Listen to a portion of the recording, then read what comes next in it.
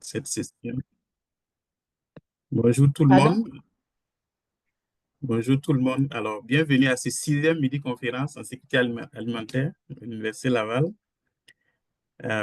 Comme vous le savez certainement, lorsqu'on parle d'insécurité alimentaire, c'est un défi qui est mondial. Mon sac. Et puis, dans le cadre justement du chantier d'avenir, des activités du chantier d'avenir, justement, c'est d'être en mode solution, aller chercher les stratégies, les solutions, les résultats intéressants d'amélioration de la sécurité alimentaire, que ce soit au niveau très local ou au niveau international. Alors, dans le cadre justement de ces 6e midi-conférences, on accueille Siata Abdou, euh, qui est promotrice et entrepreneur et qui est actrice aussi des changements de tout ce qui concerne l'autonomisation des femmes. Elle est présidente euh, de coopératives communales de transformation du manioc au Bénin. Et elle va nous partager un peu les expériences au niveau terrain, ce qu'elles font justement pour apporter un plus dans, dans la vie des femmes au niveau rural, au Bénin. Donc, la Monsieur session, Eli, oui, je vous reçois faiblement. faiblement, hein? OK. Oui. Euh, donc, la session, on aura 3 parties essentiellement. Dans un premier temps, elle va faire une présentation d'environ une trentaine de minutes, en gros, de revenir un peu sur les activités. Et après, on aura un temps d'échange, des questions avec les participants et des partages aussi d'expériences. Ça va être enrichissant.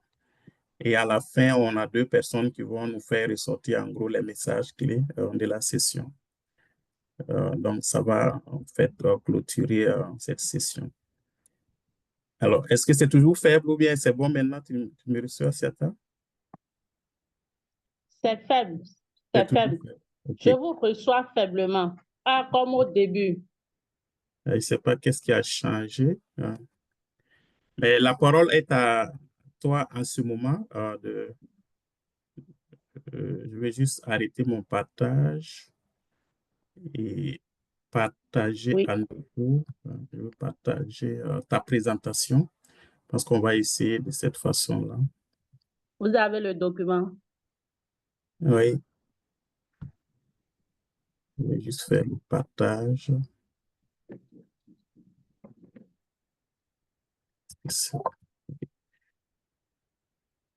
Donc, je te laisse aller. Si tu veux ajouter un complément de ta présentation, je ne vais pas aller trop dans les détails. OK. Ouais.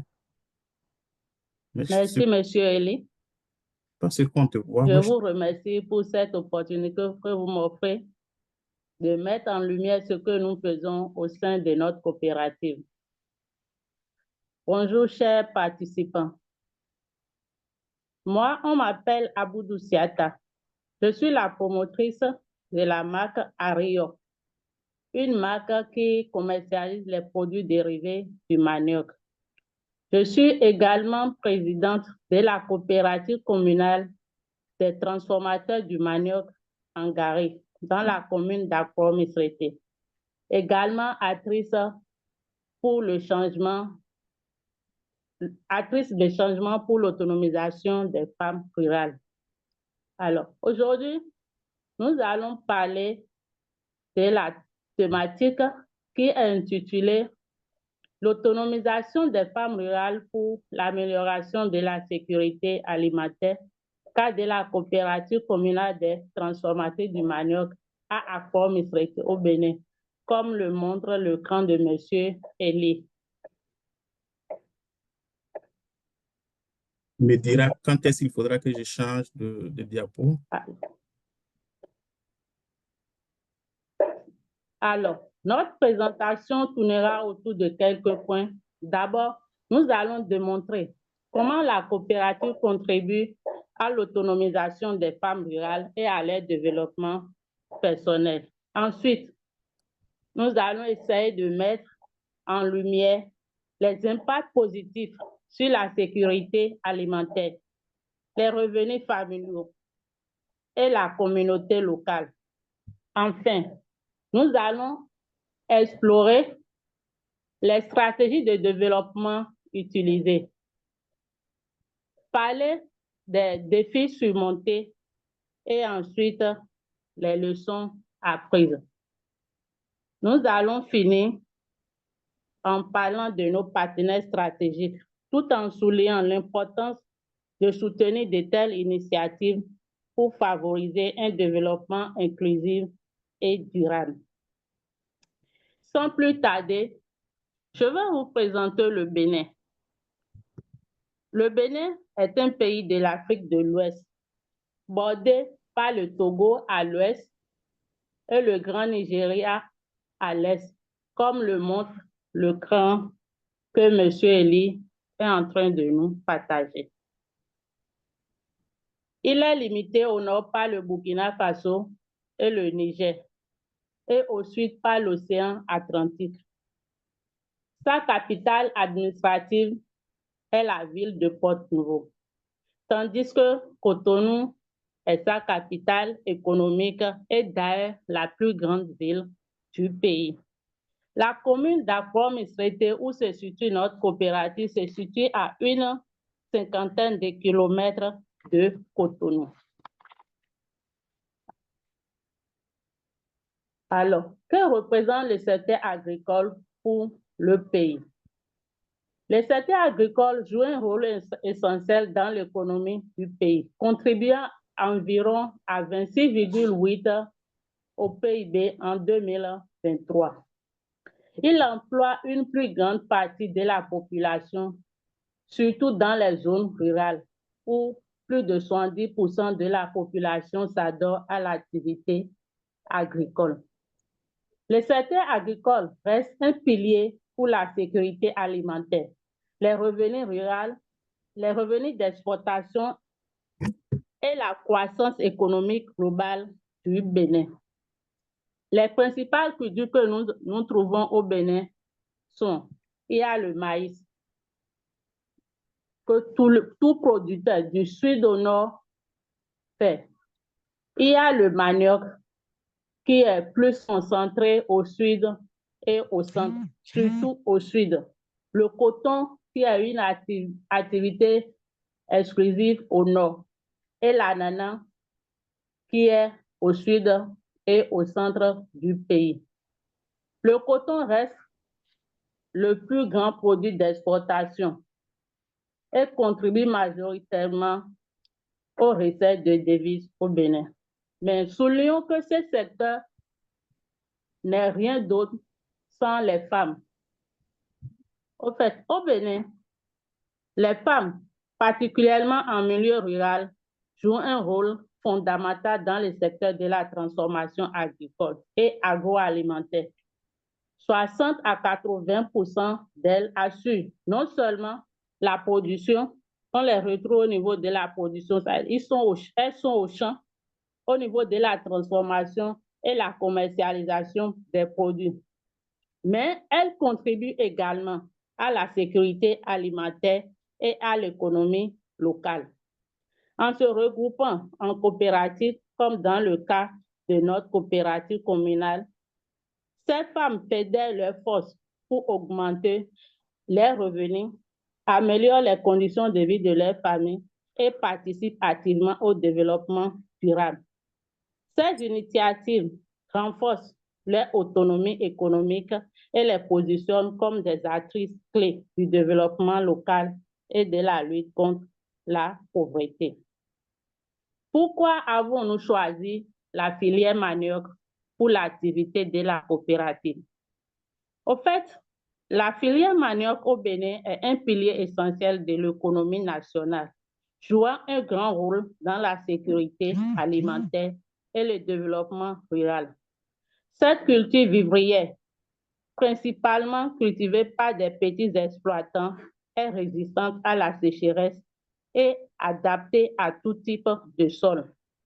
Le manioc est transformé en plusieurs produits tels que l'amidon, le gari, qui est une semoule de manioc consommée largement dans plusieurs ménages au pays.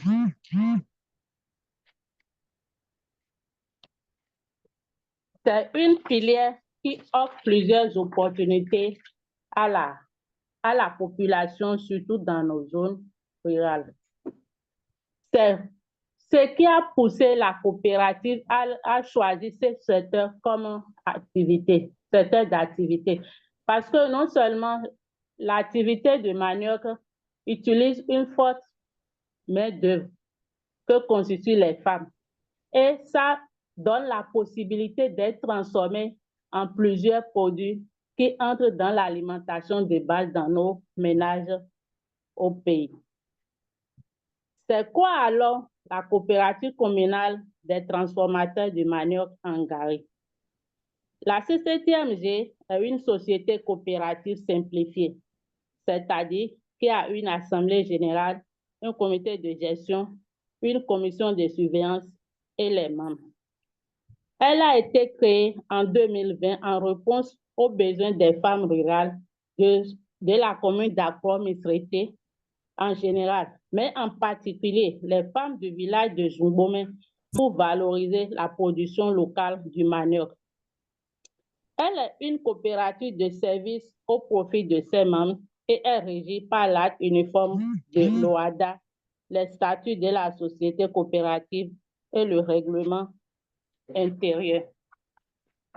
La coopérative a pour vision d'agir sur l'épanouissement socio-économique et le bien-être de la population locale de façon durable.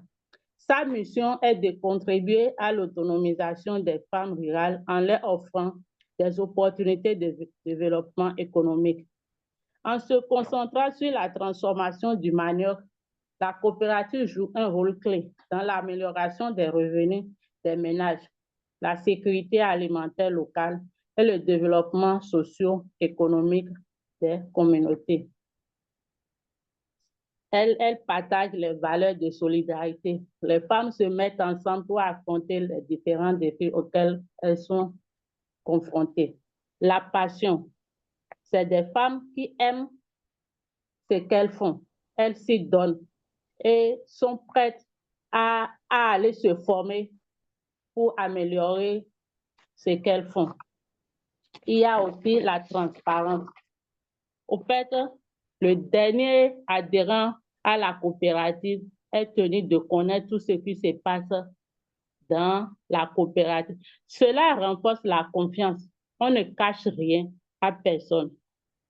C'est une coopérative qui regroupe des femmes et des hommes qui sont engagés dans la production et la transformation du manioc en des produits à valeur ajoutée. C'est des femmes qui veulent donner autre visage à la transformation du manioc dans la commune d'Akwa-Misrete, précisément dans le village de Zumbomé. Au fait, quand on a commencé en 2020, l'état de la filière manioc, précisément dans le village, était un peu critique parce que la plupart des producteurs ont délaissé cette filière parce que les sols sont dégradés. Ils fournissent beaucoup d'efforts pour un rendement très, très petit. Donc, on a commencé quand la coopérative a été créée, on a travaillé avec ces producteurs-là, leur redonner la confiance. Ils nous ont dit, quand ils produisent aussi, ils font le port de produits, ils ne trouvent pas un marché d'écoulement. La coopérative a dit non, on les a rassurés. Si vous produisez, la coopérative peut prendre ces produits chez vous. Avouons que depuis 2020 à aujourd'hui, il y a une nette amélioration dans ces secteurs.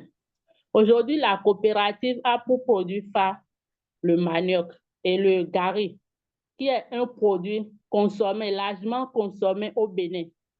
Il n'y a pas cette personne, bien cet enfant au Bénin qui va dire qu'il ne connaît pas le gari.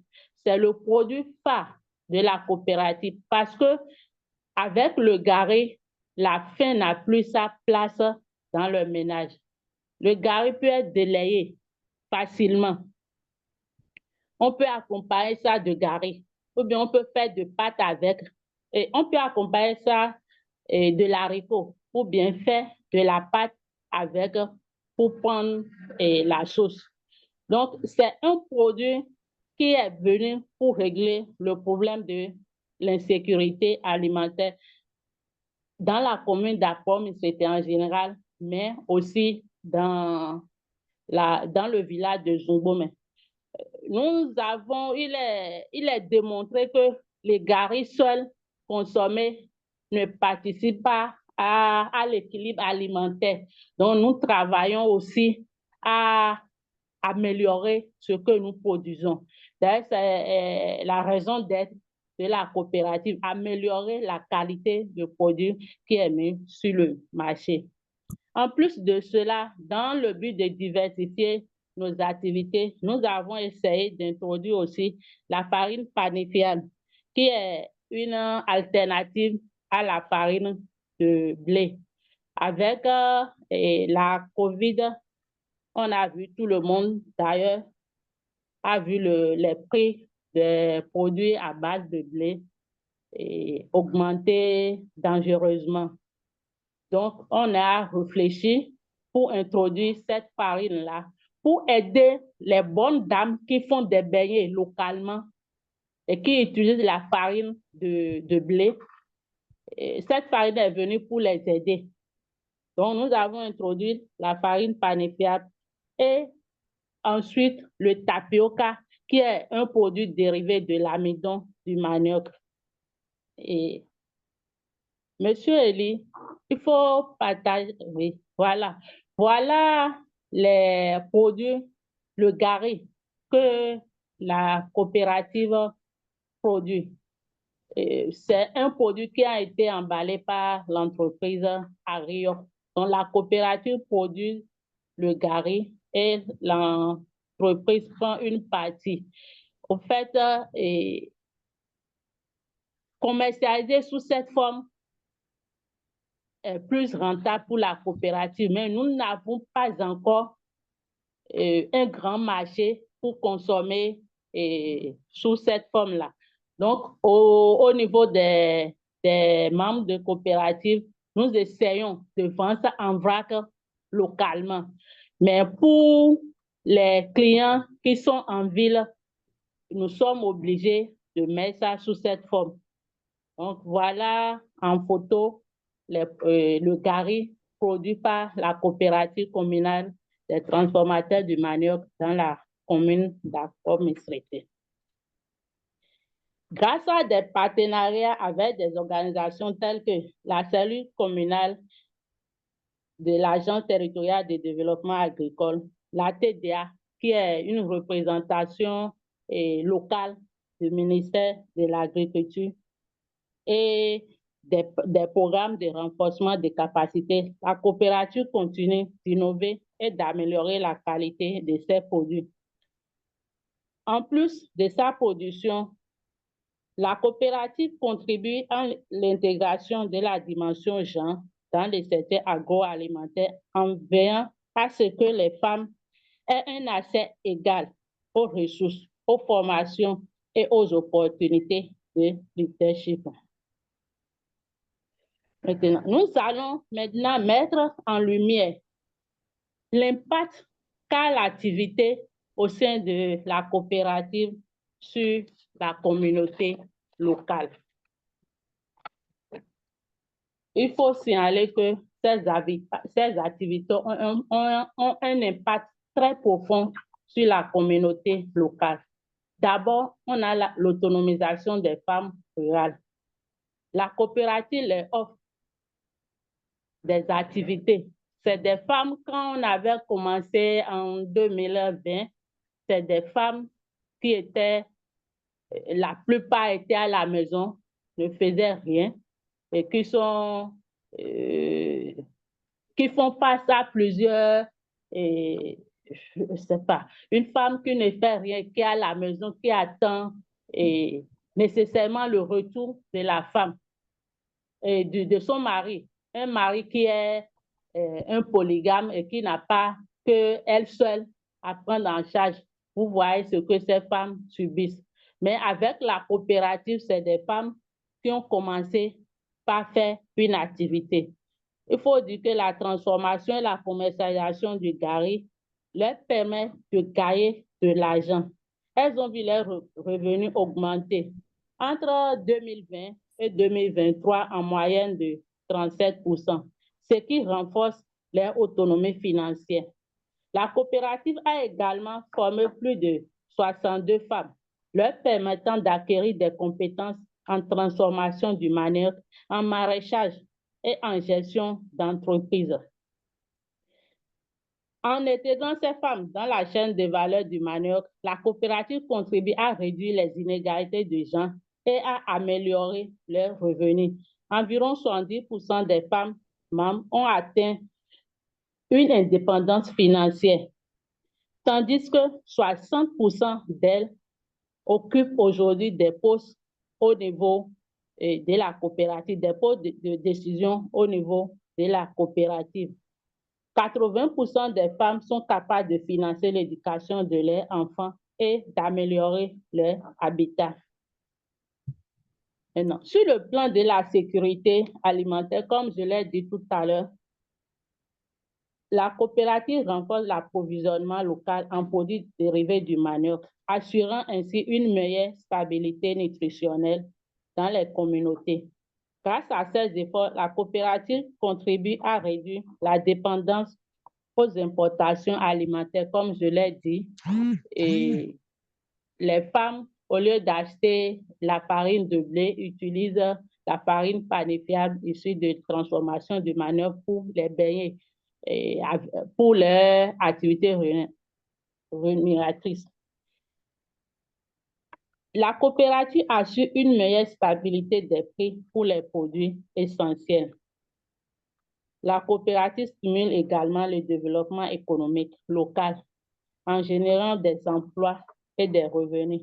Comme je l'ai dit au début, l'activité de production et de transformation du manioc est une activité qui utilise beaucoup de main-d'œuvre. Dans les champs, vous allez voir les jeunes, les femmes dans les champs. La transformation, n'en parlons pas. C'est une activité qui utilise une forte main-d'œuvre. Donc, même si la création de ces emplois n'est pas en plein temps, c'est quand même des activités qui permettent aux jeunes et aux femmes surtout de gagner leur vie dignement. Nous avons aussi les impacts indirects des activités de la coopérative qui sont très significatifs.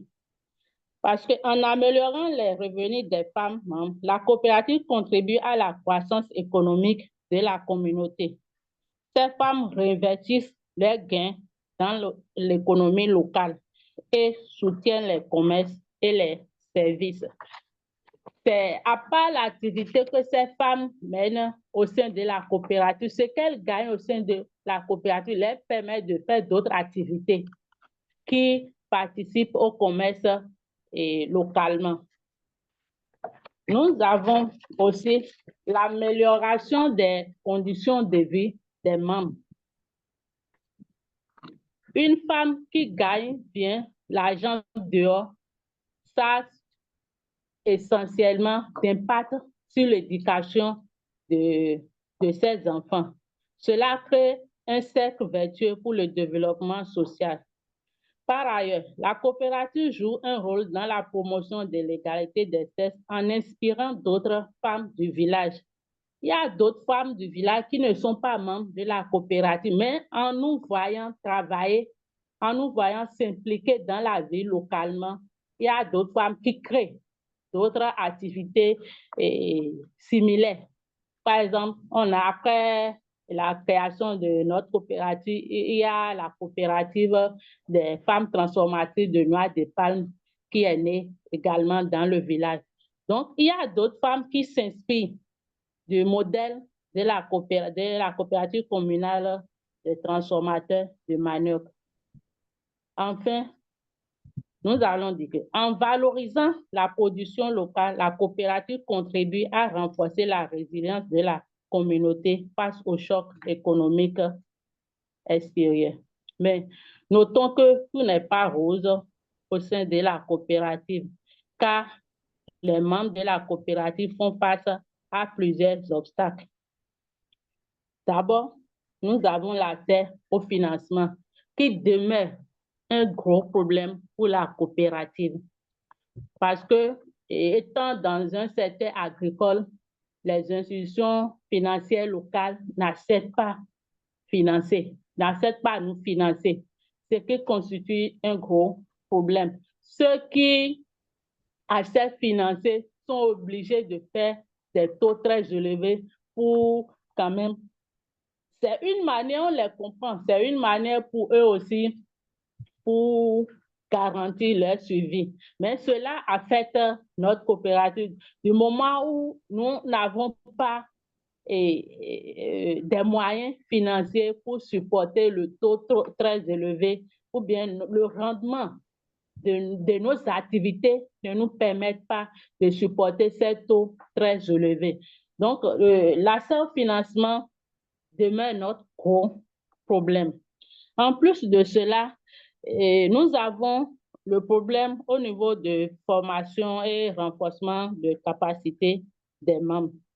C'est vrai, il y a des formations qui nous sont offertes par la TDA, mais cela reste un défi persistant pour la coopérative. Nous avons besoin de formation continue pour acquérir d'autres compétences et mieux gérer nos activités. Il y a le logistique, le transport en quelque sorte. Et la coopérative étant dans une zone rurale, il nous faut parfois transporter nos produits vers le centre-ville pour être proche des consommateurs, ce qui parfois est trop coûteux, surtout avec l'état des voies. Et n'ayant pas un moyen de transport propre à la coopérative, il faut souvent faire appel à d'autres prestataires de services qui, parfois, au lieu de vite venir nous satisfaire, ne viennent pas et cela crée un peu de problème chez le client qui espère vite récupérer ce qu'il a commandé, mais le prestataire n'étant pas vite arrivé, nous accusons parfois de retard dans la livraison des produits. Il y a aussi ce problème d'accès au marché. Parce qu'on a bien envie de beaucoup produire, mais avec la qualité de notre produit, on est obligé d'aller vers des cibles plus adaptées à la consommation de nos produits, mais nous sommes parfois confrontés. Il y a, par exemple, les supermarchés qui n'acceptent pas prendre nos produits parce que nous n'avons pas encore les certifications adéquates pour pouvoir mettre nos produits dans ces supermarchés, dans ces zones où ces personnes que nous ciblons fréquentes, c'est lieu que ces personnes fréquentent. Nous n'avons pas encore les certifications adéquates pour pouvoir mettre nos produits à ces lieux. Cela demeure aussi un gros problème pour nous. En plus de cela, nous avons ce problème des infrastructures inadéquates. Par exemple, le manioc étant un produit très périssable, quand ça quitte le champ, quand le producteur enlève ça, il faut vite éplucher pour pouvoir garantir une meilleure qualité des produits finis. Mais pour éplucher, nous sommes obligés d'utiliser la main artisanalement, alors qu'il y a des machines qui peuvent nous aider à vite éplucher. Donc, c'est un problème que nous avons actuellement au sein de la coopérative. En plus de cela, il y a aussi, nous produisons le gari, parce que le gari, il y a plusieurs formes de gari. Il y a gari fin, gari gros grain, gari fermenté ou bien gari non fermenté. Notre spécialité au sein de la coopérative est le gari non fermenté. Et pour cela, il faut vite presser, enlever l'amidon. aussitôt râper, il faut presser. Et les presses que nous avons aujourd'hui, c'est des presses manuelles où les dames doivent dépenser beaucoup d'efforts avant de presser. Et encore, quelle quantité de pâte de manioc qu'il faut presser. Donc, il y a ce problème d'avoir une presse. C'est vrai que nous sommes dans une zone où le courant est très faible, mais nous avons la possibilité d'utiliser des presses hydrauliques pour vite presser le manioc, extraire l'amidon et lui donner cet aspect de non fermenté. Et aussi, cela agit. Parce que quand l'amidon tarde un peu dans la pâte, ça change la couleur du produit fini. Et pour finir, nous avons ce problème qui est d'ailleurs un problème mondial. C'est les problèmes liés au changement climatique. Et aujourd'hui, avec la variation des saisons, les producteurs ne maîtrisent plus au fait, au sud, nous avons une grande saison, une petite saison pluvieuse, mais avec les variations climatiques, les producteurs ne maîtrisent plus les saisons et cela impacte suffisamment le rendement des produits. Donc voilà en quelque sorte les problèmes auxquels est confrontée aujourd'hui la coopérative. Mais ces problèmes sont aussi des opportunités de croissance pour nous si nous arrivons à trouver des solutions adaptées. Cela va nous permettre, par exemple, si on arrive à trouver un problème et une solution à la tête de financement, cela va nous aider à acquérir, à améliorer nos infrastructures, à acquérir beaucoup d'autres équipements pour augmenter notre capacité de production. Pour surmonter les défis auxquels est confrontée, la coopérative a mis en œuvre plusieurs stratégies en s'appuyant sur des partenaires stratégiques. Pour le financement, nous sommes obligés de faire avec les institutions qui sont sur place, même si parfois les taux sont un peu suicidaires pour nous. Nous sommes obligés de faire avec eux. On essaie aussi de postuler au projet de développement du gouvernement. Et pour l'amélioration des infrastructures, grâce à des collaborations avec la TDA, nous avons reçu quelques équipements qui nous permettent quand même d'évoluer dans notre activité. Pour l'accès au marché, on essaie de mieux travailler avec les centres de distribution en ville. Ceux qui acceptent prendre nos produits sans l'autorisation de mettre sur le marché, on essaie de travailler avec eux. On essaie aussi d'être sur les réseaux sociaux. Il y a nos frères qui sont à l'extérieur, qui achètent acheter juste pour leur utilisation, même s'ils ont envie de nous aider à vendre aux d'autres à l'extérieur. N'ayant pas des certifications adéquates, ils sont obligés de ne prendre que le peu qu'ils peuvent utiliser.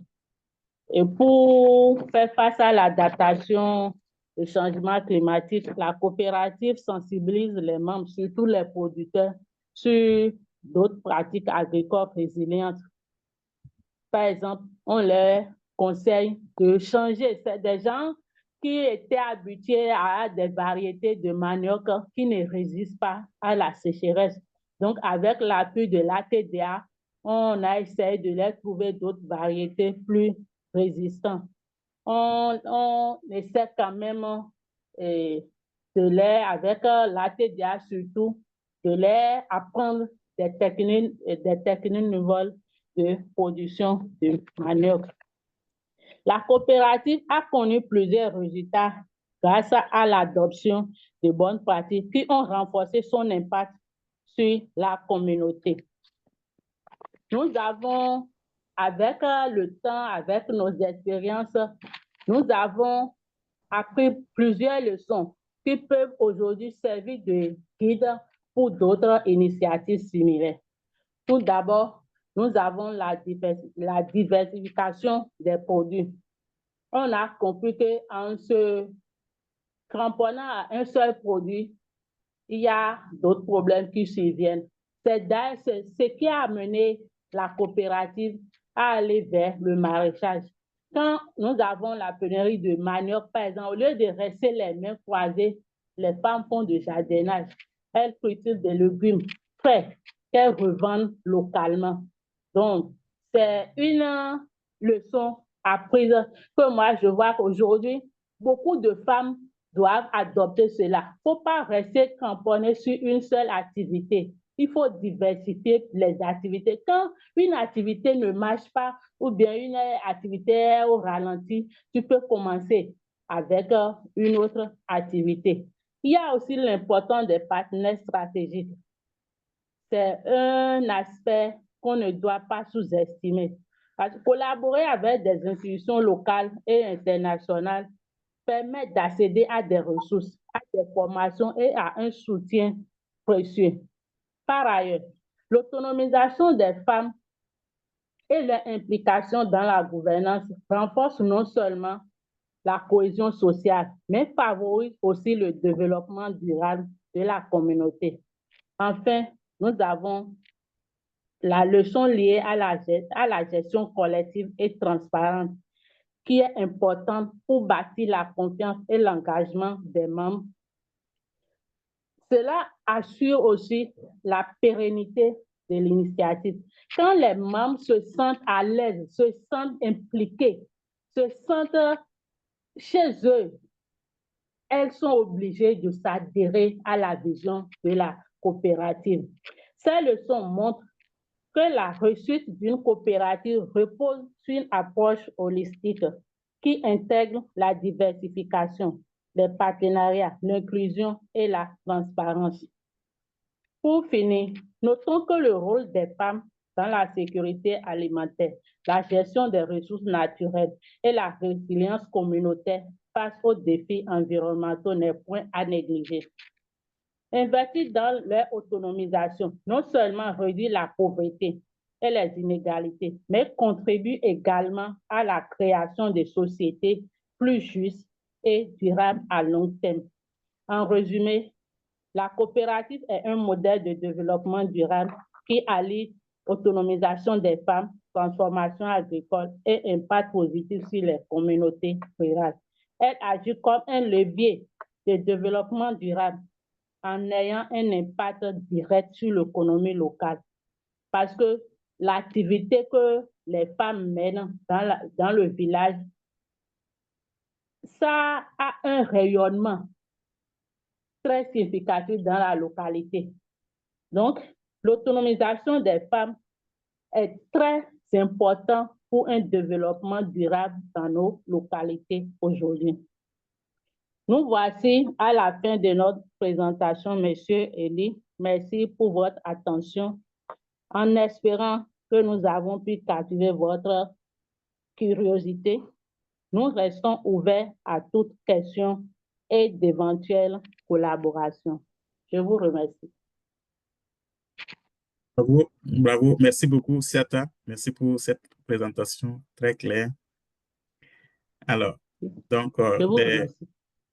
vous pouvez mettre votre caméra, hein, je pense pas que, est-ce que, oui, n'hésitez pas à mettre votre caméra. Alors, des commentaires, des questions pour Siata. Oui, je vous écoute. On va commencer avec Christin. Oui. Oui, bonjour. Merci. Est-ce que vous m'entendez? Merci beaucoup, Madame Aboudo. J'espère que je n'ai pas sacrifié votre nom pour l'excellente présentation. C'est vraiment apprécié la valorisation de la filière de manioc. Bon, moi, je viens d'un pays où on fait le manioc aussi. Mais j'ai juste deux questions un peu techniques. J'ai vu dans votre présentation, je trouve que c'est un peu intéressant. 105 tonnes en 2022 à 138 tonnes en 2023. J'ai essayé vite de googler pour voir, peut-être je vois la FAO FIDA travaille aussi sur cette filière avec de nouvelles variétés au Bénin. En termes de production, je me demande, par rapport aux contraintes que vous présentez, c'est qu'il y a de la matière première manioc à variété amère en quantité. Est-ce que vous n'arrivez pas à le valoriser peut-être? Ça, ben, c'est juste, est-ce que c'est ça un aspect, ou bien comme vous l'avez soulevé un tout petit peu, ça demande beaucoup de main-d'œuvre. Et il y a de la production, en fait, c'est que la coopérative n'arrive pas à le valoriser. Mais est-ce que c'est le cas par rapport à ce que j'ai vu dans les chiffres en termes de production? La deuxième question, c'est un tout petit peu par rapport à la diversification de la coopérative en termes de valorisation. Et pour cette variété, vous avez transformé, je pense que, ben, je connais pas trop la variété, mais c'est une variété amère que vous faites du farine, du cassave. Il n'y a pas aussi une Oui. variété doux qu'on peut consommer, ben, je dirais à l'état brut. Moi, dans les supermarchés ici, j'y vais dans le maxi, moi, j'en ai acheté pour consommer un tout petit peu. Peut-être s'il y en a cette variété doux, où il y en a une grande production, vous pouvez l'importer. Je n'ai pas porté la curiosité pour voir la provenance des variétés que j'ai trouvées dans les maxi. Je pense que ici, si ça vient de l'Amérique latine ou bien plus de l'Afrique. Merci, vraiment, j'ai bien apprécié votre représentation et le produit fini que vous avez présenté de farine, j'aimerais bien le déguster. Avec Excellent. plaisir. Merci, Christin. Fait que tu as deux questions, Siata. En termes de Au, variété, est-ce que c'est plus un problème de production ou d'écoulement finalement? Ouais. au fait, si je comprends bien la question de Monsieur Augustin, et il aimerait savoir si la variété amère, c'est ça que nous utilisons. Au fait, Mais, la variété amère, c'est ça que nous utilisons pour la transformation. L'autre variété qu'on peut consommer directement, c'est une variété qui n'a pas un rendement profitable aux producteurs. Donc, il y a d'autres qui s'y adonnent. Ça, là, c'est uniquement pour préparer le manioc et manger directement, et c'est à des saisons données. Ce n'est pas une variété qui existe à toute saison, parce que le rendement ne profite pas aux producteurs. Donc, c'est l'autre variété amère qui est produite en quantité. Et la première question, j'avoue que je n'ai pas bien saisi l'inquiétude de M. Augustin. Il a ben, parlé de peut-être je tonnage. peux, c'est 105, ben, dans votre présentation, c'est passé de 105 tonnes que la coopérative exploite à 138 de 2022 à 2023. Je me demande, est-ce que la Oui, matière première, c'est en quantité, c'est disponible, c'est que vous n'arrivez pas à il n'y a pas une rareté de matière première en termes de manioc, c'est ça, parce que ce oui, que j'ai vu dans les chiffres en termes de production au Bénin, c'est... oui. Aujourd'hui, la coopérative n'arrive pas. J'avais dit dans ma présentation qu'on avait commencé en 2020 pour dire 2018 en réalité. On a commencé en 2018, Kaya. C'est en 2020 que les choses se sont bien peaufinées. Allô? Oui, on te reçoit. Est-ce que vous pouvez? Oui. Vous me recevez? Oui. Alani, tu peux Oui. couper ton micro, s'il te plaît? Donc, quand on avait commencé, on ne trouvait pas du tout de matière première dans la commune d'Akouam. Il faut aller dans les autres communes environnantes pour pouvoir trouver. Mais aujourd'hui, la tendance a changé. Nous avons des produits que notre coopérative, avec notre capacité de production, nous n'arrivons pas à consommer. Je ne sais pas si vous êtes satisfait de ma réponse. C'est bon, excellent. C'est bon. Autre question, commentaire? Oui, oui. Merci beaucoup pour votre présentation. Vous m'entendez bien? Oui, ben peut-être Ali, Oui, je s'il te vous plaît, reçois. on va. Christian, toi, tu es à Québec, c'est ça? Mais originaire de Haïti, à travers Oui, c'est bien l'accent. ça. Ouais, c'est bien ça, je Ouais. suis haïtien. OK, d'accord. Ali est à Québec. Elle Oui. est collaboratrice au niveau du chantier en sécurité alimentaire. Oui. Oui, bonjour, Siata. Oui, je suis une collègue d'Élie. Merci beaucoup pour votre présentation. Et j'étais simplement curieuse d'avoir votre point de vue parce que vous avez mentionné dans votre présentation que de nombreuses femmes membres de la coop avaient atteint une indépendance financière, économique. Il y avait vraiment eu une amélioration du revenu. Et je souhaitais savoir, est-ce que les femmes qui ont ce revenu, est-ce qu'elles ont aussi le plein pouvoir de décision quant à l'utilisation de ce revenu dans leur ménage? Je ne sais pas si vous aviez quelques mots à ce sujet. Au fait, et au sein de l'activité et au sein de la coopérative, l'activité génère de profit. C'est vrai que tout n'est pas partagé entre les membres. On a une manière de quand même, les femmes ne peuvent pas travailler toute une journée ou bien toute une semaine et retourner à la maison sans amener quelque chose.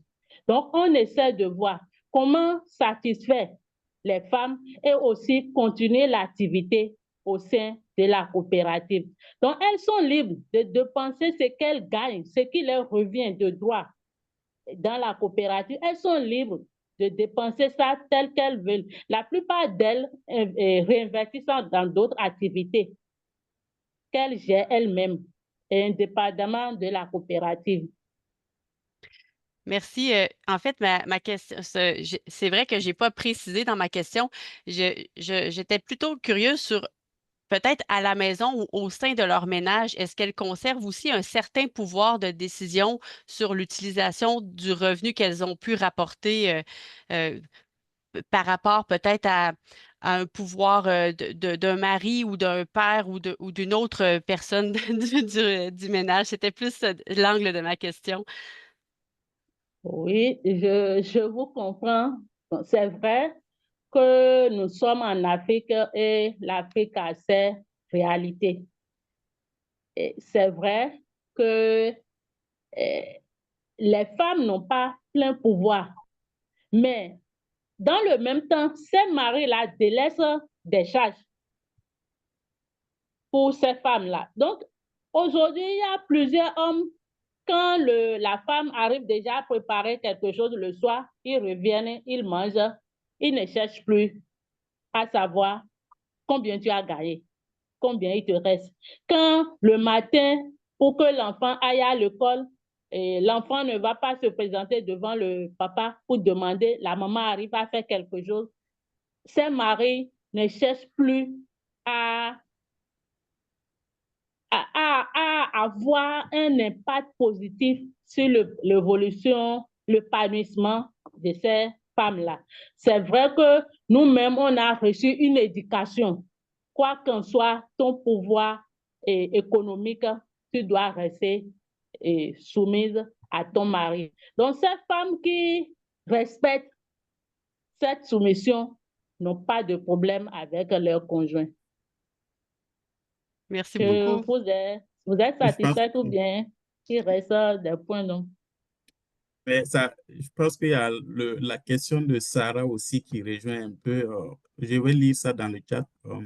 Comment les hommes issus des communautés auprès desquelles vous intervenez ont accueilli les projets d'autonomisation des femmes? Parce que ça rejoint un peu ce que tu dis là, si tu peux davantage élaborer. Comment ça a été accueilli par les hommes, les initiatives d'autonomisation des femmes? Oui. Bon, pour mieux éclaircir, madame, je vais retourner au début quand on avait commencé, c'était pas de mettre les femmes en coopérative.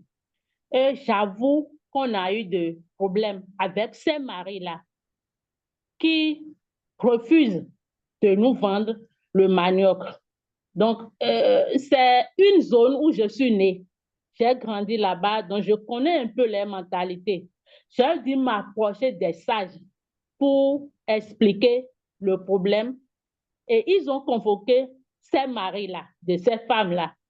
Et ils m'ont dit, c'est des petits trucs que les femmes ont l'habitude de faire avant que l'entreprise à Rio ne vienne. Et c'est de là que j'ai dit, d'accord, ils ont dit, moi je suis venue pour arracher ce travail-là aux femmes. J'ai dit, d'accord, je suis venue avec l'idée de participer au développement de mon village natal.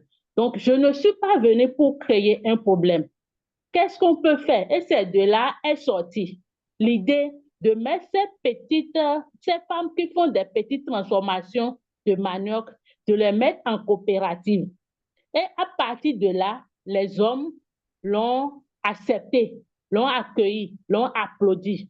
Et j'ai dit, d'accord, à partir d'aujourd'hui, l'entreprise à Rio ne transforme plus le manioc cultivé par vous.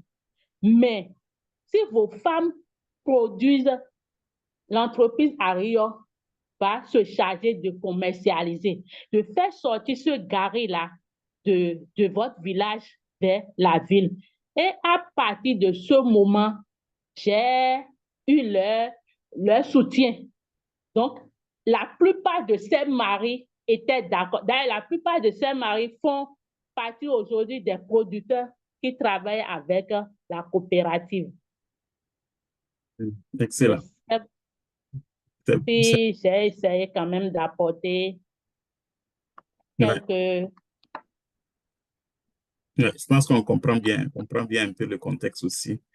Akara, après ça va être Khalifa. Ouais.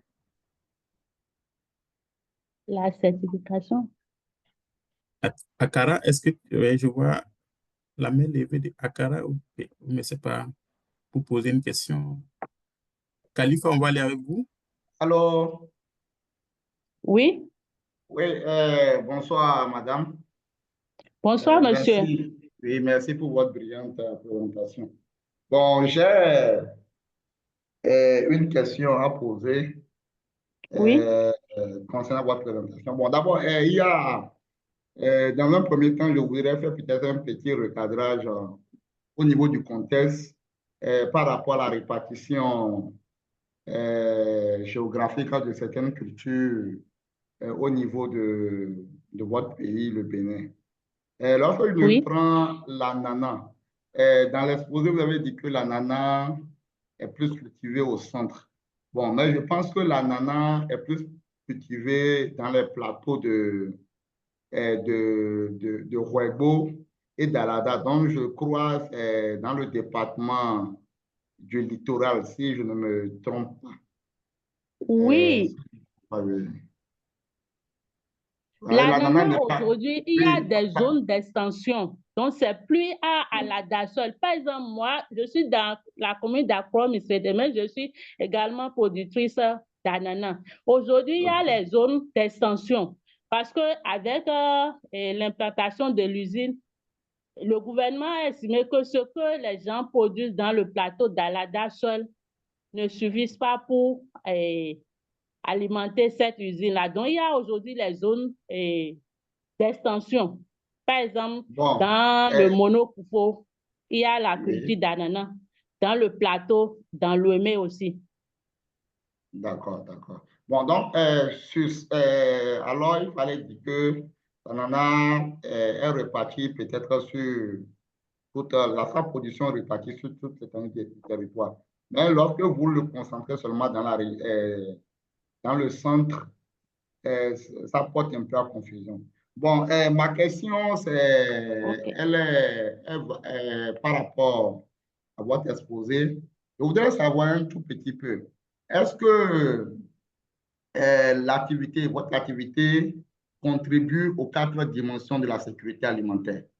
Lorsque nous prenons la première dimension de disponibilité alimentaire, l'accès économique, l'utilisation des aliments, la stabilité, est-ce que votre activité, pourront-on réellement dire qu'elle contribue à la sécurité alimentaire, au moins à travers 2 ou 3 dimensions de la sécurité alimentaire?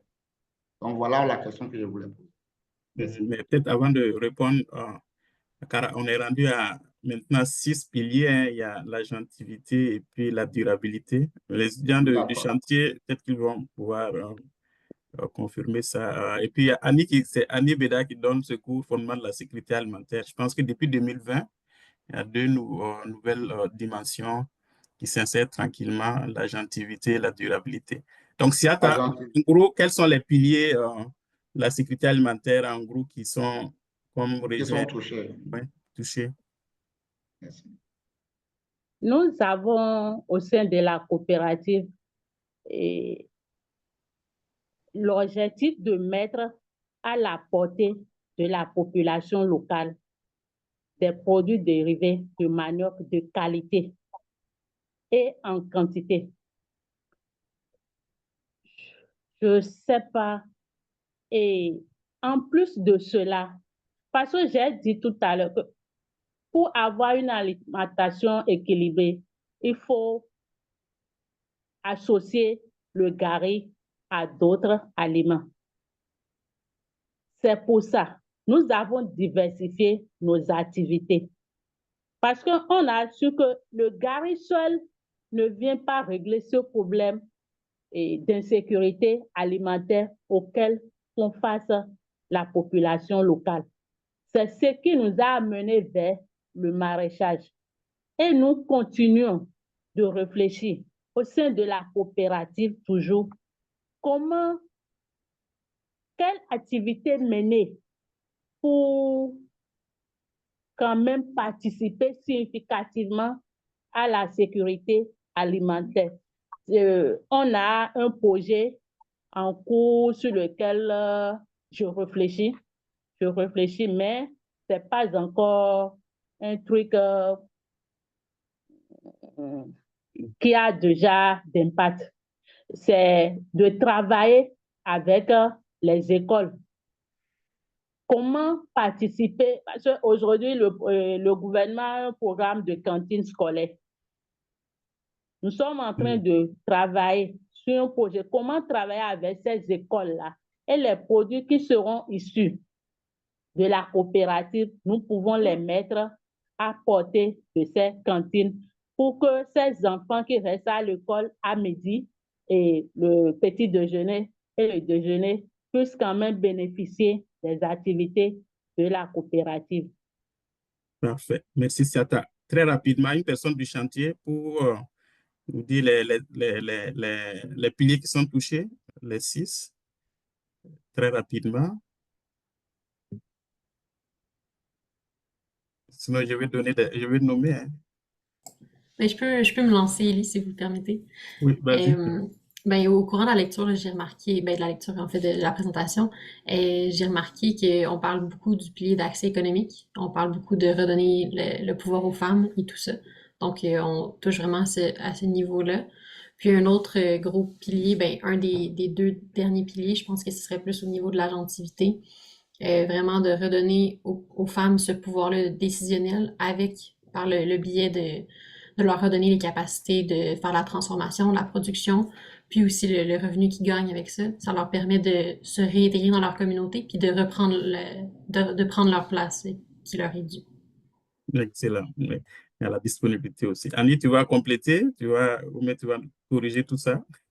Je trouve que vous avez des très bonnes réflexions, effectivement. Puis, effectivement, Élie, j'allais ajouter la disponibilité parce que la transformation locale de ces produits permet d'en améliorer la disponibilité localement aussi. Donc, puis dans l'utilisation aussi, de par la possibilité d'avoir plusieurs produits qu'on peut utiliser à la maison, qui peuvent répondre à plusieurs besoins, avec la diversité des produits aussi. Ça permet, elle a beaucoup expliqué aussi comment on pouvait utiliser les différentes variétés, donc ça rejoint aussi l'utilisation, bien sûr. C'est là. Je sais qu'il y a d'autres questions. Merci Annie, merci Myriam. Il y a d'autres questions dans le chat. Tu vois des mains levées aussi. Mais il y a une question, comment on fait pour intégrer, comment les femmes intègrent la coopérative? Comment ça se passe? J'ai compris qu'il y a vraiment une transparence une fois qu'on est à l'intérieur. Comment on fait pour entrer ou adhérer?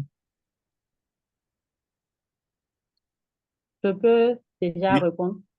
Oui. OK. Pour intégrer la coopérative, tu n'es pas obligé d'être une transformatrice de manioc.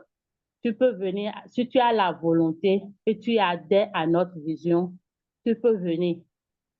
Il y a une somme que les gens paient. Il y a 5 000 pour l'adhésion et 20 000 pour la part sociale.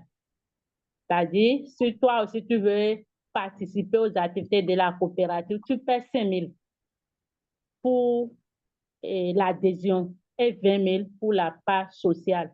Et à partir de ce moment, tu bénéficies des...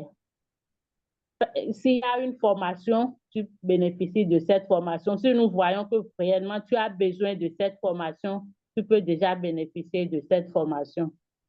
Et les autres avantages de la coopérative également. Les 5 000 et 20 000, c'est en francs CFA, ce n'est pas en dollars canadiens. Juste, Oui, c'est en francs CFA. Oui, okay, c'est bon. J'avais vu des mains levées. Amélie, tu réagis plus, c'est bon. J'avais vu ta main levée. Il y a aussi Gay aussi. C'est correct? Ben, je peux poser la question. Oui. Je pensais que c'était fini tout à l'heure, la période de questions. Ben, écoutez, merci pour votre super intéressante présentation. Vous avez parlé là, des débuts de la coopérative, puis la force dont vous faites preuve pour, pour mener à bien la coopérative. Puis je me demandais, une jeune entrepreneur qui hésiterait à lancer une coop agricole dans sa commune, dans une autre commune, quel conseil vous lui donneriez? Merci, Amélie. D'abord, je lui dirais d'être persévérant. Il ne faut pas attendre à avoir les moyens financiers suffisants avant de se lancer. C'est quand on commence que les idées viennent, que les idées se mettent ensemble. Et quand tu persévères, ça paie toujours. C'est surtout la persévérance. L'entrepreneuriat aujourd'hui au Bénin, si tu n'es pas persévérant, une année, 2 années après, tu abandonnes. La persévérance. Et avoir une vision claire de là où tu veux y arriver. Quand tu as déjà ça, et tous les jours, tu te lèves et tu y penses, en menant des petites actions, tu vas y arriver. Excellent. Merci. Je vous en prie. Donc, je ne pense pas que ce soit au Bénin seulement. Il faudra persévérer quand on entreprend. C'est comme, même au Canada, même au Québec, je pense que c'est une réalité aussi. Il y a une question. Les environnements ne sont pas les mêmes. Oui, ça joue, le contexte joue aussi, effectivement. Alors, il y a une question dans le chat. La certification constitue un obstacle pour la vente de vos produits dans les grands centres de commerce. Quelles sont vos initiatives pour certifier vos produits pour avoir plus de marché? Est-ce qu'il y a des démarches que vous avez entreprises actuellement pour la certification de vos produits afin de pouvoir élargir votre marché? Oui, il y a des démarches. Il y a des programmes gouvernementaux qui accompagnent les entrepreneurs. Mais le gros problème, c'est le cadre. Il faut avoir un cadre adéquat avant de penser aller vers l'autorisation de mise sur le marché. Pour le moment, la coopérative n'a pas encore ce cadre respectant les normes pour pouvoir aller vers la demande de l'autorisation de mise sur le marché. C'est vrai que nous travaillons à mettre des petits documents en place, mais le gros problème reste ce cadre respectant les normes hygiéniques.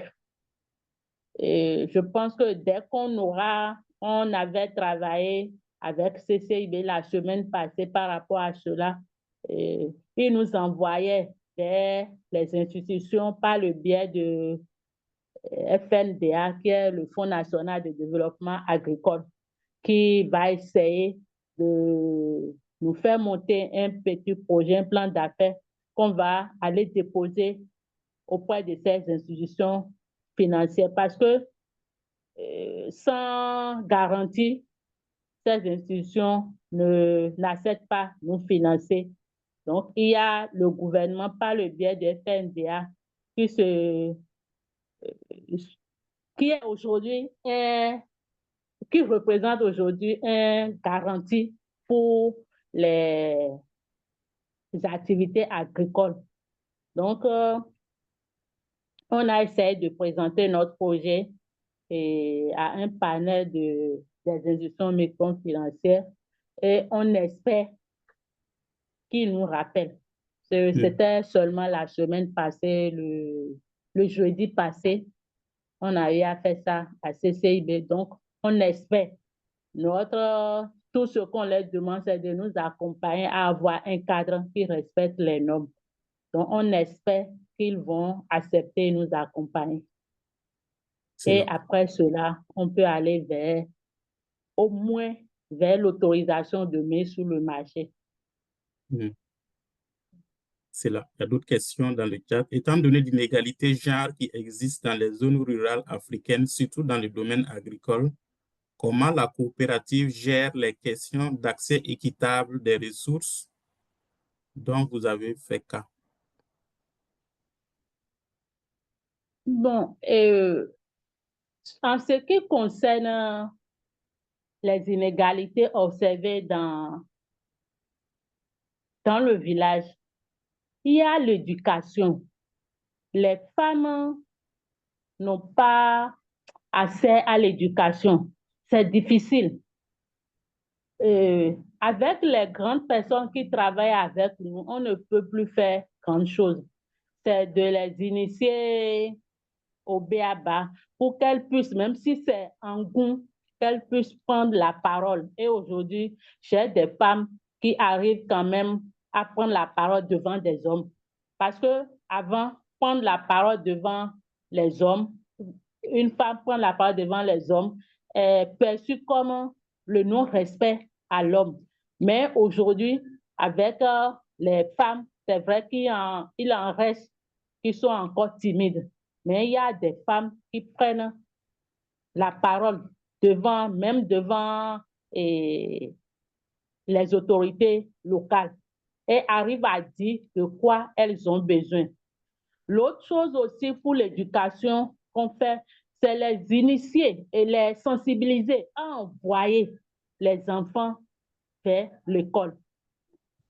Parce que on a remarqué que les mamans préfèrent laisser les enfants filles à la maison pour les aider dans les ménages que de les envoyer à l'école.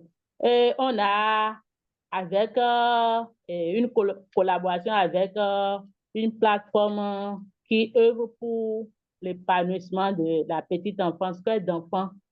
Parce que quand tu les forces à dire, mais pourquoi l'enfant ne va pas à l'école, elles vont te dire, il y a les fournitures.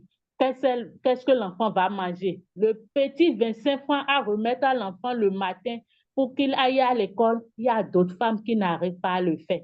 Donc, avec l'activité que nous menons, même si la maman n'a pas l'argent, elle est capable aujourd'hui de dire à sa voisine, ah, si tu as 25 francs, donne-moi pour que mon enfant aille à l'école. Quand je vais revenir de l'activité le soir, je vais te retourner ça. Donc, on a remarqué qu'aujourd'hui, ils envoient les enfants à l'école. L'autre problème aussi, c'est au niveau de l'accès à la terre. Les femmes aujourd'hui n'ont pas droit, malgré qu'on a envie nous-mêmes de produire, d'avoir des domaines pour produire de manioc. C'est difficile pour nous aujourd'hui, mais on essaie quand même si c'est pour payer quelque chose à la fin de l'année aux propriétaires qui ne veulent pas utiliser les sols. On a quand même des domaines aujourd'hui où nous-mêmes, on produit de manioc, où les femmes de la coopérative peuvent se lever. D'ailleurs, c'est là où on fait du maraîchage. Les femmes de la coopérative peuvent se lever et dire oui, la partie là, c'est nous-mêmes qui avons droit. On peut faire ce qu'on veut sur ce parcelle-là. Excellent, excellent. Donc, c'est sûr que dans la présentation, vous avez mentionné les effets des changements climatiques, mais il y a une question qui est ici. Quels sont les facteurs limitants de la culture du manioc dans votre zone? Est-ce qu'en plus des effets des changements climatiques, il y a d'autres facteurs qui limitent finalement la culture du manioc? Il y a la dégradation des sols. aujourd'hui, le grand problème dans la commune d'Akpo-Misrete, je vais dire, et surtout dans le village de Zungome, les terres aujourd'hui sont déjà appauvries. Donc, cela, pour augmenter les rendements, les producteurs sont obligés d'utiliser d'engrais chimiques. Alors qu'un manioc où le producteur a utilisé d'engrais chimiques se périsse vite que l'engrais et le champ où le producteur n'a pas utilisé d'engrais chimiques. La solution qu'on a trouvée, c'est d'utiliser les épluchures de manioc qu'on essaie de transformer en compost. Pour certains producteurs, on ne peut pas faire pour tout le monde. L'autre projet auquel nous pensons et qui nécessite beaucoup d'argent aussi, c'est de mettre en place un biodigesteur. Cela va nous permettre non seulement de trouver de gaz, parce qu'on utilise, faire le gari, sorkui, diminuer considérablement l'eau dans le gari, ça nécessite beaucoup de bois de chauffage. Et pas des petits brindilles, c'est des bois, des gros bois, parce que c'est au feu doux. Donc, nous sommes en train de penser mettre, c'est vrai que ça a un coût, et nous appelons les personnes partageant nos visions et qui veulent collaborer avec nous à aller dans ce sens-là. C'est de mettre en place un biodigesteur. Non seulement on aura de gaz, c'est vrai que pour le moment, nos épluchures seuls, les déchets que nous produisons seuls ne peuvent pas nous permettre d'avoir un biodigesteur de grande capacité, mais cela va réduire un peu l'utilisation des bois de chauffage. De l'autre côté, on aura de fertilisants pour les producteurs aussi. Excellent. Madina? Bonsoir à tous. Bonsoir, monsieur. Non, c'est madame. Bonsoir, madame. Toutes mes excuses. Je vous en prie. Merci beaucoup pour cette présentation. J'ai peut-être une proposition par rapport à l'érosion des sols, parce que je suis aussi dans un pays où on est confronté à ce problème. Voilà. Mais en dehors des produits chimiques, dans le domaine agricole, on utilise les techniques de conservation des eaux et sols. Je ne sais pas, est-ce que là-bas, ces techniques sont développées? Ce sont des techniques très... C'est vrai qu'avec la TDA, on avait abordé ça. Mais la zone où nous sommes ne nous permet pas de le faire pour que cela ait un impact significatif sur le milieu. Bon, puisque ça dépend aussi souvent de la technique, parce que j'ai été confrontée à ça, il y a eu aussi une coopérative de femmes, il y a eu un terrain où on a donné un terrain aride où elles devraient faire de la maraîchage. Mais maintenant, bon, la première année, ça n'a pas donné, mais après la deuxième année, vraiment, ça a bien donné. Voilà, avec les ailes, c'était la technique, c'était les ailes améliorées qu'on a utilisées. Et vraiment, ça a résolu le problème. Hein. Au bout de 2 ans, vraiment, le potager est très bien donné. Voilà, peut-être vous pouvez essayer ces techniques, voir ce que ça peut donner. Okay. Madame, je ne sais pas par le biais de M. Elie avoir votre contact pour qu'on puisse approfondir l'idée. C'est ça. Madina, toi, tu es où actuellement? Donc, je suis au Koudougou actuellement. Ok, au Burkina. D'accord. Oui, c'est au Burkina. Ok. C'est au Burkina. D'accord. Ok. C'est bon. Excellent. Merci. Mais s'il n'y a pas d'autres questions, je pense qu'on va passer à la troisième phase de... Je vis un commentaire de Plandi, petite initiative. S'il y a des moyens techniques et financiers disponibles à l'avenir, vous pouvez essayer de produire du pain à base de manioc. C'est ça, en collaboration avec le centre Songhai, par exemple. Bon. C'est la diversification toujours. Il y a des moyens techniques et financiers disponibles à l'avenir. Vous pouvez essayer de produire du pain à base de ce manioc. Oui, ça fait partie de nos projets. Mais il y a le moyen financier qui nous bloque. Sinon, on avait, avec l'appui d'une ONG canadienne, Catalyse, qui était venue nous produire notre plan stratégique de développement, il était dit même qu'on doit mettre en place un showroom où on doit montrer tous les différents produits qu'on peut obtenir à partir de la farine panifiable du manioc. Mais on n'a pas pu arriver à ce point. Ce n'est pas un projet abandonné, on y réfléchit et on y arrivera. On doit inciter la population à aller vers, surtout les boulangeries, à aller vers l'utilisation de cette farine. Cela va vraiment revaloriser ce secteur de la filière manioc.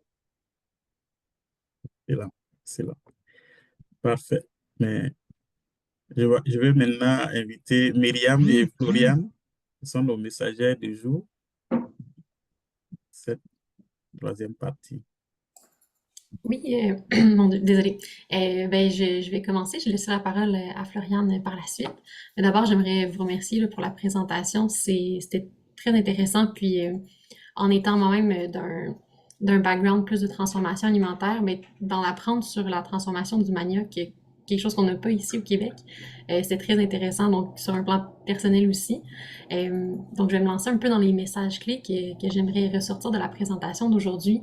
Quelque chose que j'ai vraiment aimé, là, que vous avez mentionné suite à la présentation des différents défis et des problèmes, vous avez dit la phrase « Les problèmes sont des opportunités de croissance ». Puis je trouve que ça reflète très bien ce que vous nous avez présenté dans les 30 dernières minutes. Ça fait rapport aussi avec vos valeurs là, de transparence et tout le sentiment aussi d'appartenance de votre collectivité puis de la filière manioc. Donc ça, je trouvais ça très intéressant. Aussi, c'était dans le titre de la présentation, mais j'aimerais aussi aborder toute l'amélioration de la condition de vie des femmes. Donc, de voir à quel point cette coopérative-là a pu développer ce sentiment-là chez les femmes, d'aller chercher des compétences en gestion, en maraîchage, de vraiment s'impliquer auprès de leur communauté. Puis aussi du fait même de développer leur indépendance économique, là, je trouvais ça assez frappant. Les statistiques sont très bonnes, puis c'est très encourageant pour quelqu'un qui voudrait par la suite développer ce genre de coopérative-là, de voir qu'il peut avoir un impact réel sur la vie des femmes. Et aussi, comme vous l'avez mentionné, là, l'amélioration de la condition de vie des femmes va du fait même améliorer la condition de vie de leur communauté. Donc, tout le développement économique de la communauté va en bénéficier. Donc, c'était très intéressant de voir ce côté-là aussi. De voir aussi que le point de vue des femmes qui ne sont pas nécessairement impliquées dans une coopérative, quand ils voient les autres femmes travailler, s'impliquer, donner de leur temps, puis travailler dans les champs ou dans la coopérative, par exemple, ben ça va les pousser eux-mêmes à développer leur propre coopérative ou à aller s'impliquer dans une coopérative. Donc, tout ça, je trouvais ça très intéressant. Puis, dernier petit point que j'aimerais amener, c'est toute la capacité de la coopérative à s'adapter aux défis, de faire preuve de résilience, puis aussi de faire preuve d'ouverture, comme vous avez mentionné, de ne pas s'attarder sur un produit si ça ne fonctionne pas, de vraiment aller en mode on va trouver des solutions, on va pousser plus loin pour changer de produit ou changer de façon de faire pour aller dans un aspect plus de durabilité de la filière et de la coopérative. Donc, tout ça ensemble, je trouve que ça reflétait bien votre présentation. Puis, je vais laisser la parole à Floriane pour ces petits messages aussi. Merci, Myriam. J'étais là aussi à remercier Madame Siata pour sa présentation parce que j'en ai appris beaucoup. Bien qu'étant aussi béninoise, j'en ai appris plus sur un exemple de coopérative qui existe et qui rencontre des difficultés. Alors, moi, je vais aborder le point des défis que rencontre la coopérative et comment est-ce qu'elle a pu s'adapter malgré ça. Les principaux défis que rencontre la coopérative sont des défis d'ordre financier, dû au fait dû au taux d'intérêt élevé appliqué par les organismes locaux, euh, l'absence de formation continue des membres de la coopérative, euh, la logistique qui n'est pas vraiment au top parce que la coopérative n'a pas pu se procurer un moyen de déplacement qui est propre à lui. Puis l'accès au marché dû au fait de l'absence d'autorisation de mise en marché et des infrastructures inadéquates comme les infrastructures de stockage et les machines de transformation adaptées. Alors, face à ces défis, euh, la coopérative a quand même pu s'adapter, comme faire avec les institutions de financement local ou encore postuler au projet de développement du gouvernement par rapport aux équipements, euh, recevoir l'aide de la TDA pour avoir des équipements qui les aident dans la transformation. Puis, par rapport à l'accès au marché, avoir quand même une présence sur les réseaux sociaux qui les aident à écouler leurs produits vers l'extérieur.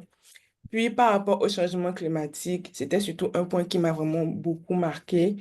Euh, les producteurs de la coopérative ont été formés par des membres de la TDA sur des pratiques agricoles qui sont adaptées au changement climatique et aussi à l'utilisation euh, des semences plutôt résistantes au changement climatique. Un autre aspect que je voudrais dont je fais mention, c'est aussi la diversification des activités dans la coopérative qui aborde quand même le pilier utilisation de la sécurité alimentaire, c'est-à-dire le maraîchage, c'est-à-dire en plus de la production du gari, de la farine et panifiable et du tapioca, le fait de produire des produits maraîchers permet d'améliorer d'avoir d'avoir une alimentation assez équilibrée et variée aux membres de la coopérative. Donc, voilà pour moi. Merci. Excellent. Excellent. Merci beaucoup à vous deux. Merci pour ce message-là. Et puis, c'est que Siata aussi a donné des conseils à la suite de la question d'Amélie. J'ai retenu la persévérance, surtout les personnes qui sont dans l'entrepreneuriat ou qui souhaitent entreprendre. Le mot-clé, c'est la persévérance et aussi avoir une vision claire. Donc, ça, c'est quand même quelque chose à noter. Et que c'est ça. Donc, je pense que ça fait le tour de cette session. J'ai mis dans le, dans le chat notre prochain midi-conférence pour le 28 novembre. Donc, on va parler un peu des technologies numériques, justement, prenant le cas de la RDC.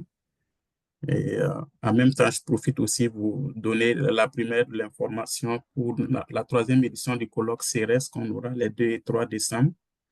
Donc, il y aura plus d'informations à venir. Ça va se faire en mode hybride là, à Québec, à l'Université Laval et en ligne aussi. Donc, mais vous allez avoir plus d'informations. Encore un grand merci, Siata. Merci beaucoup pour la présentation. Je vous remercie. D'avoir répondu à nos nombreuses questions aussi. Oh. Merci à tous et à toutes. C'est avec plaisir. Pour votre présence. Donc, vous avez, j'imagine que ça n'a pas été une perte de temps pour vous. Vous avez appris quelque chose, mais on va continuer ensemble à faire reculer l'insécurité alimentaire. Donc, nous sommes des agents, nous sommes des actrices et des acteurs de changement.